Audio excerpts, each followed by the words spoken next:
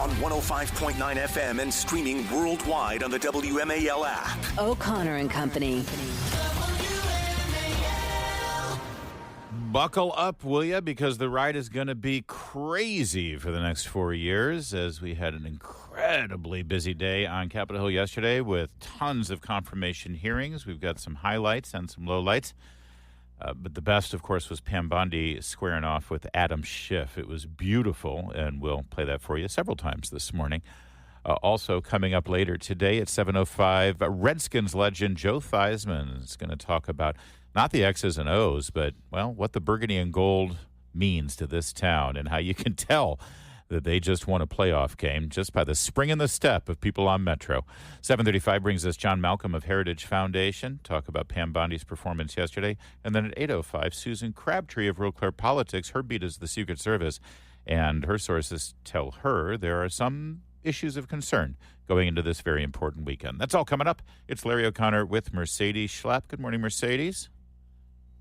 Good morning. Well, one of our trouble spots right now this morning as we woke up and began our day was news out of Israel from Prime Minister Benjamin Netanyahu that he has not called for a vote in his parliament as of now because, according to him, Hamas has already failed to meet some of the criteria for this ceasefire deal that was announced with much celebration yesterday by the Biden administration. Now, to get to the bottom of what we know about this deal and what we are learning about what's happening in Israel right now is Ron Halber, CEO of the Jewish Community Relations Council of Greater Washington. Mr. Halber, always good to talk to you, sir. Thanks for joining us.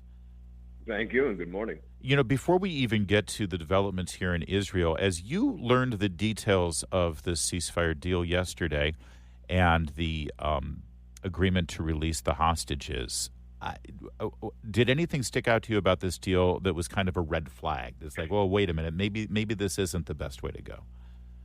No, I mean, I've been figuring that for a long time, that a deal of this nature between Israel and Hamas, which have, obviously been facing a 15-month war. I thought it was going to be a long process. I mean, remember, this is a ceasefire agreement that's going to take place over, 3 months. It's not going. Every day is going to be drama. So it's not exactly that there's an exchange over one day, and it is. But but this morning, what you alluded to about the Prime Minister refusing yet to bring a vote of this to a security cabinet, that's what as I was speaking to a lot of media yesterday, I kept telling everybody, while we're joyful, just be careful, because the ceasefire, it took 15 months it took X amount of months to get to a ceasefire. You're talking with multiple actors, and there's plenty of chances along the way for there to be violations and for people for the war to start and for it not to take place, even though we're hopeful it will.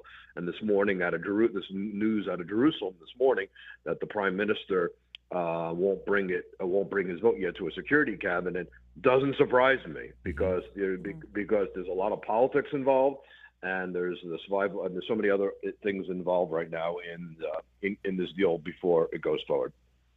Ron, let me ask you this: do you think that obviously there's the bit of the hiccup? He's not bringing it up right now, Netanyahu, to get it approved, but do you think it can get fixed? As we know, President Trump has made it very clear that if we don't get a ceasefire, that all hell will be let loose, basically. So what do you think in the next 48 hours, 72 hours, that we can see it go through and get approved in Israel? Yes, I do not believe the Prime Minister it's like here we go again with the same people who were out of office, and now they're both again in office. We know that there was a bromance between Trump and the Prime Minister, and they got along very well. And Netanyahu knows how important Trump's backing is to his ability to his own interest. I mean, during the Trump administration, there's going to be a look at the 10-year military package that the United States provides Israel, and they're very simple. Israel needs to be in the good graces of the President of the United States. It's key to their military, economic, and prosperity and security. And I think that, this may be a last-minute snafu, maybe to demonstrate a little drama, that the prime minister showing how he resisted forces who wanted to bring it down, how he made a compromise. Man, I always think Netanyahu is 3 steps ahead of everybody politically, and planning. But I think in the end, the idea that Trump's going back into office, this deal is going to go through.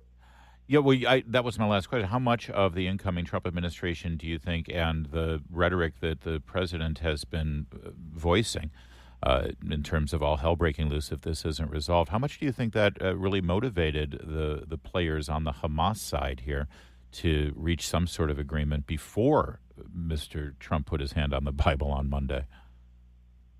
I think, first of all, I think there was unprecedented coordination between an outgoing and an incoming administration. And I really do give credit to both Biden and Trump for allowing their national security advisors to allow the resolution of the conflict be more important than politics. I mean, that was unprecedented. He had such incredible coordination, I think, and they both deserve credit. There's no doubt that Trump's foray into the process made a deal. I don't know. I think that the key element was that Trump's Steve Witkoff, his soon-to-be Middle East envoy, had a very frank conversation with the prime minister and said, "I want a deal and I want it done before I get into office."